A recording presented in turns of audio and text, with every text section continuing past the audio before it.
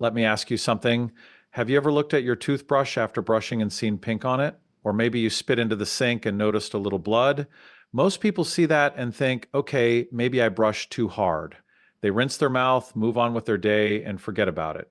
But I need you to stop right there because that blood, that little bit of pink you are ignoring, is your body sending you a warning signal. And if you keep ignoring it, what starts as a small problem in your mouth can turn into something that costs you your teeth, your comfort, and yes, even your overall health. So stay with me because what I am about to tell you could genuinely change the way you take care of yourself. Your gums are not supposed to bleed. I want you to really hear that.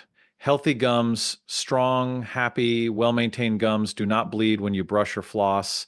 Bleeding is a sign of inflammation, and inflammation in your gums is called gingivitis.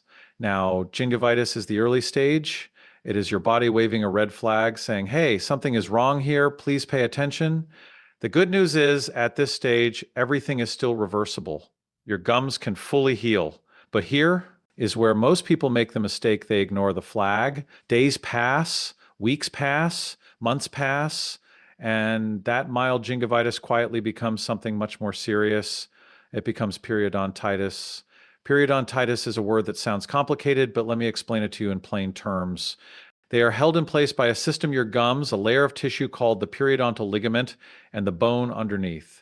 Periodontitis is when the infection from your gums starts attacking that entire system. It goes deeper, it starts breaking down the tissue, it starts eating away at the bone.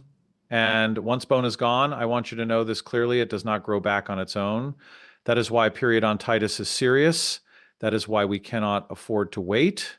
Now, let me tell you how this all starts because understanding the cause is the first step to stopping it. Inside your mouth, there are hundreds of types of bacteria.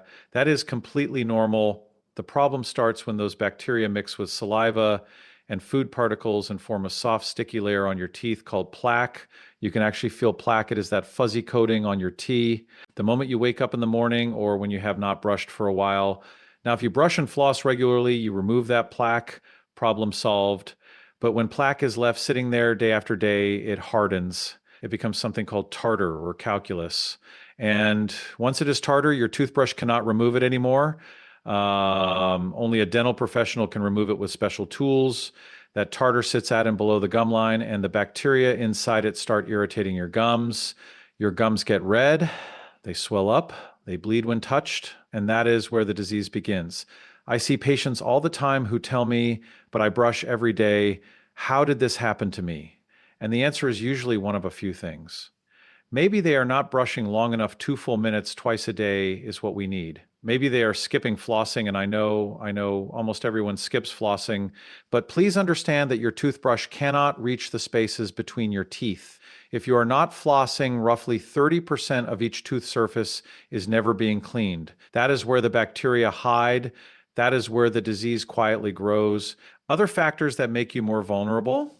Able includes smoking because it reduces blood flow to your gums and actually masks the bleeding so you do not even notice the warning signs. Diabetes makes you more susceptible because high blood sugar creates an environment where bacteria thrive. Stress weakens your immune system and makes it harder for your body to fight infection. Even certain medications can cause gum changes.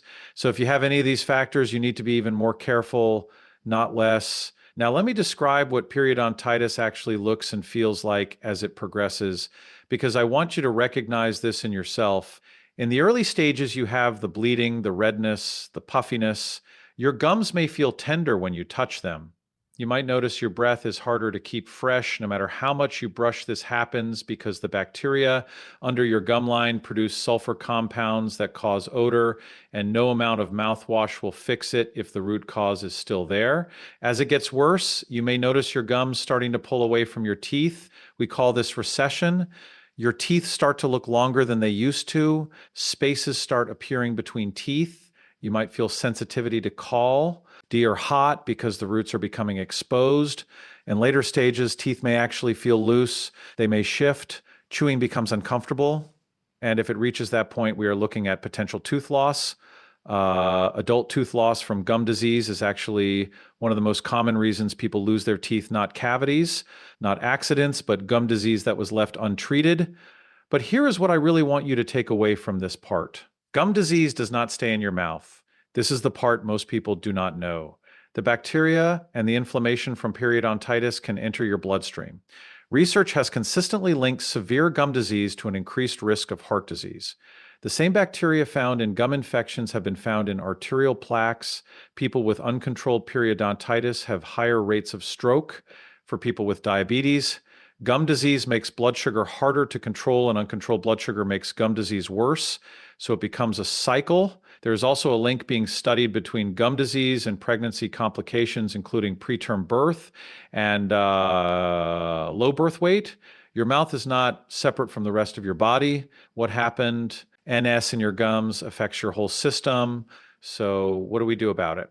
Let me walk you through this step by step as I would with any patient sitting across from me. The very first thing is to stop the damage from getting worse right now, today, before you even make an appointment. Go home tonight and brush properly. 2 minutes. Use a soft bristled toothbrush, not medium, not hard, soft. Hold it at a 45-degree angle to your gum line and use gentle circular motions. Do not scrub. Scrubbing can actually damage your gums further. Make sure you are brushing along the gum line, not just the surface of your teeth. Then floss. Take about 18 inches of floss, wrap it around your fingers, and slide it gently between each tooth in a C shape, going slightly below the gum line on both sides. Yes, it may bleed at first.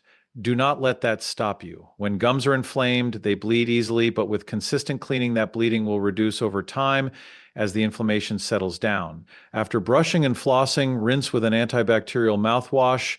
Look for one that contains chlorhexidine if your dentist recommends it for active gum disease, or a standard antiseptic rinse otherwise. This helps reduce the bacterial load in your mouth. Do not substitute mouthwash for brushing and flossing. It is a supplement, not a replacement. The next step is to come in and see us. I know dental visits make people nervous.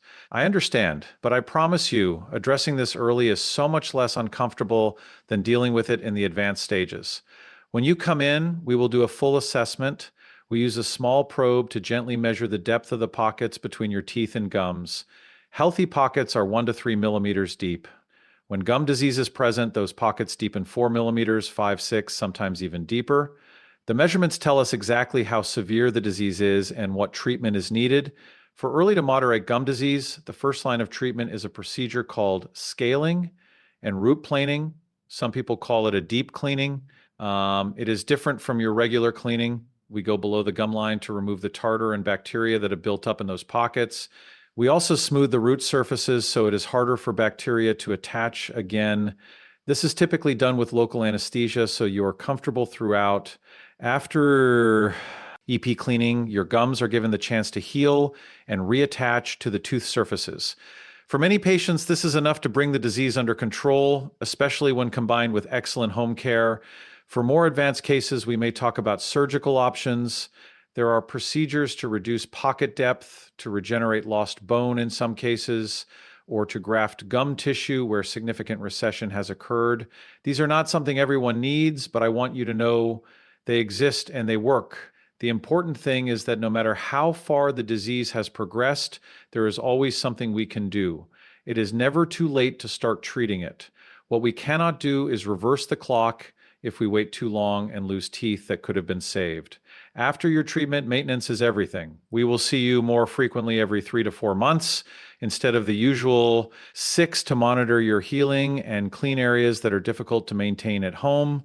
Over time, once everything is stable, we may return to every 6 months. But the maintenance phase is not optional. Gum disease is chronic. It does not cure itself. It requires ongoing care, just like managing blood pre. As SURE or diabetes, there are also lifestyle changes that make a real difference. If you smoke, stopping is the single most impactful thing you can do for your gum health. Smokers respond much more poorly to gum disease treatment than non-smokers. Managing your blood sugar if you are diabetic is equally critical. Eating a balanced diet with enough vitamin C supports gum tissue health. Staying hydrated helps maintain healthy saliva flow, which protects your teeth and gums. And managing stress through sleep, exercise, whatever works for you reduces inflammation in your body overall. I want to leave you with this thought. You have one set of adult teeth. No replacements come, no backup plan, and your gums are the foundation that holds those teeth in place. You would not ignore a crack in the foundation of your home. You should not ignore the signals your gums are giving you. The bleeding is not normal. The puffiness is not normal. The bad breath that does not go away is not normal. These are messages from your body asking for help. You have watched this far, which tells me you care. You are paying attention. That is already the most important step. Now take what you have heard and a CT on it. Brush better tonight, floss tonight, book that appointment you have been putting off. Your future self with a healthy mouth, strong gums, and a confident smile will be glad you did. Take care of your mouth. It is the gateway to the rest of your health.